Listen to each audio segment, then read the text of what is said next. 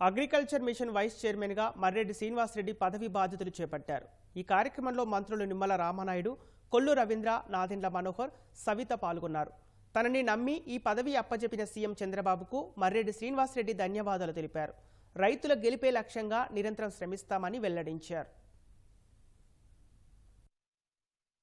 ఈరోజు నష్టాల బారిలో ఉన్నటువంటి వ్యవసాయ రంగం, అయోమయంలో ఉన్నటువంటి రైతాంగం, అడుగడుగున దగాకి గురవుతున్నటువంటి ఈ రైతుని ఆదుకోవటం కోసం వ్యవసాయ మిషన్ ద్వారా రాబోయేటువంటి కాలంలో వ్యవసాయం మెరుగుపడే విధంగా రైతుని రాజుగా చూడాలి అనేది, నిలబెట్టాలి, రైతుని గెలిపించాలి అనేది చంద్రబాబు నాయుడు గారి ఆలోచన. సంకల్పాలన్నింటినీ కూడా నెరవేర్చడం కోసం ఈ అగ్రికల్చర్ మిషన్ ద్వారా సాధ్యమైనంత, చేయగలిగినంత, అవకాశం ఉన్నంత తప్పకుండా చేసి మీ అందరి రుణం, ఈ ఆదరాభిమానాలు చూపిస్తున్నటువంటి రాష్ట్ర ప్రజానీకం యొక్క రుణం తీర్చుకుంటాను.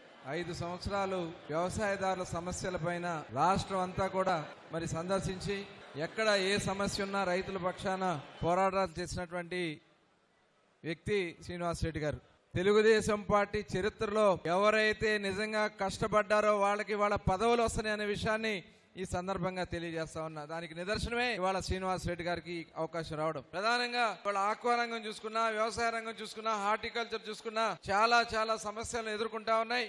కాబట్టి శ్రీనివాసరెడ్డి గారి నాయకత్వంలో రాష్ట్రంలో ఉన్నటువంటి అన్ని రైతు వర్గాలకు కూడా తప్పకుండా న్యాయం జరుగుతుందనే పూర్తి విశ్వాసం, నమ్మకం ఉంది.